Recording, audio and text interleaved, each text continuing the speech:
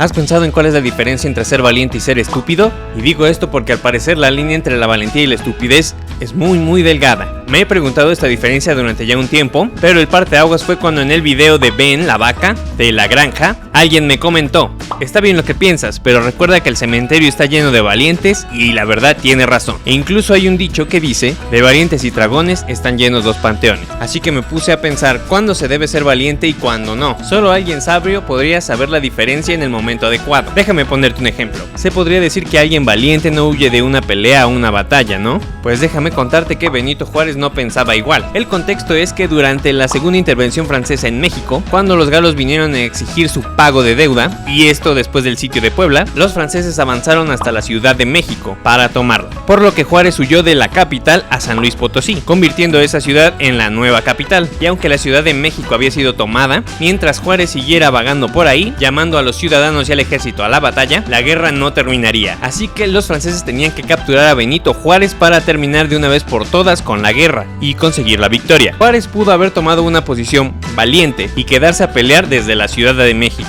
pero si lo hubiera hecho, eso hubiera significado su captura o su muerte, así que decidió huir para pelear un día más, y de hecho continuó huyendo. No se detuvo en Potosí, llegó hasta El Paso, Chihuahua, o sea, ya estaba hasta el cuello de huir, ya no podía huir más. Después el ejército francés tuvo que retirarse por una guerra con Prusia, y así fue como México sobrevivió. Pero si Juárez no hubiera huido, quizás ahora México seguiría siendo el imperio de Maximiliano. Y en contraposición a Benito Juárez, ¿sabes quién decidió quedarse? No irse y actuar valiente a enfrentar las últimas consecuencias. Yo sé que lo conoces, su nombre es Chalino Sánchez.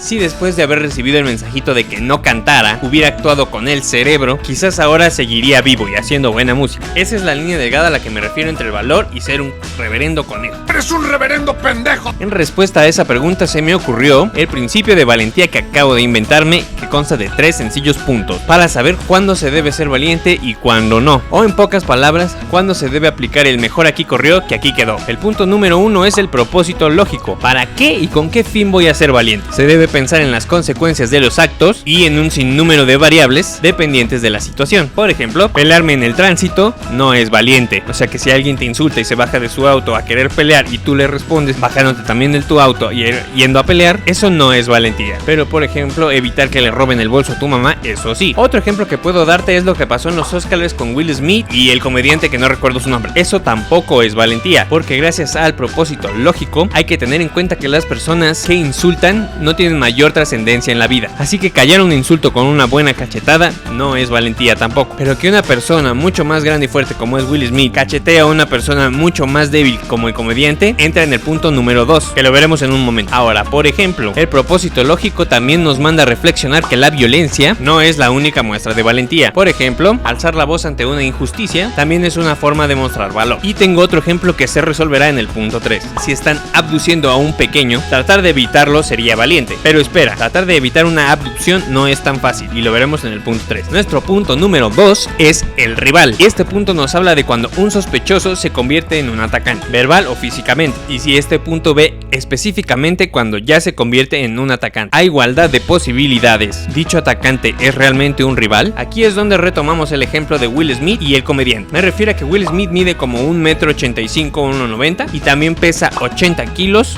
o más. Y Chris Rock, ya me acordé del nombre, que es el comediante, mide como 1,70 y algo y pesa unos 70 kilos. Además de que Will Smith por su trabajo ha recibido entrenamiento de pelea, hace gimnasio y demás, y Chris Rock, el comediante, no hace nada de eso. Así que el que Will Smith se haya parado a darle un cachetadón, en lugar de valentía lo haría cobarde, porque él es una persona mucho más grande y la persona a la que agrede no es un rival. ¿Ya ves por dónde va el asunto? O también si por ejemplo voy en el metro y empujo a alguien por accidente y esta persona responde con violencia, pero supongamos que esta persona mide 1,60 y pesa 1,50 o 60 kilos. En este caso yo sería que lo empuja. Yo mido 1,76 m y peso 80 kilos.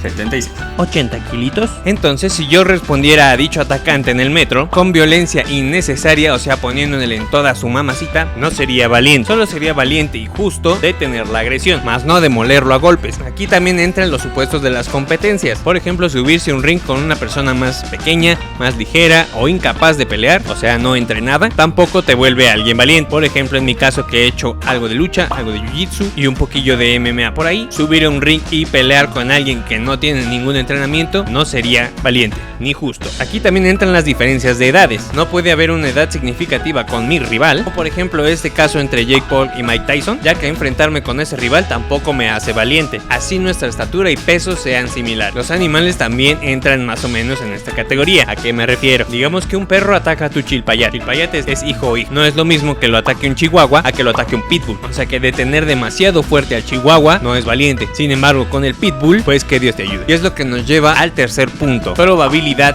de éxito. Se debe analizar rápidamente si nuestra valentía hará una diferencia real en los acontecimientos. Por ejemplo, lo que ya te había dicho con el pitbull. Si un pitbull ataca a tu hijo y tú entras a defenderlo, la probabilidad de éxito es bastante, ya que si tú eres un adulto promedio, sí que podrás distraer al pitbull contigo mismo y no con tu chilpayate. Pero por ejemplo, si andando en la carretera oyes un pipip, te detienen los soldados con tenis, te dicen que desciendas de tu vehículo y dejes todas tus pertenencias y tú te quieres poner de valiente, las probabilidades de éxito son muy cercanas a cero, sino que son cero, y lo más probable es que solo seas una baja. Otro ejemplo que sirve aquí, que si vamos en una combi y quieren despojarnos de nuestras pertenencias, como pasa muy seguido aquí en México, para empezar primero se aplica el primer punto del principio de valentía, lo que nos daría como resultado que mis pertenencias, o sea ni el celular ni el dinero que pueda llevar, valen lo mismo que la vida. Y si sumado a eso aplicamos este tercer punto, que son las probabilidades de éxito que tengo contra uno de esos asaltantes, que normalmente van armados, el resultado sería un rotundo no a la aplicación de la valentía, porque yo contra posiblemente dos sujetos armados, mis posibilidades no son significativas. Así que ya sabes, antes de terminar en la morgue, porque alguien te retó a meter un tenedor al tostador y tú querías mostrar cuál valiente eras, recuerda primero aplicar estos 3 puntos del principio de valentía. Y ahora sí, ya deberías saber cuándo aplicar el mejor aquí corrió que aquí quedó. Porque recuerda que la valentía solo es valentía cuando se utiliza para un fin justificado y útil. Adiós.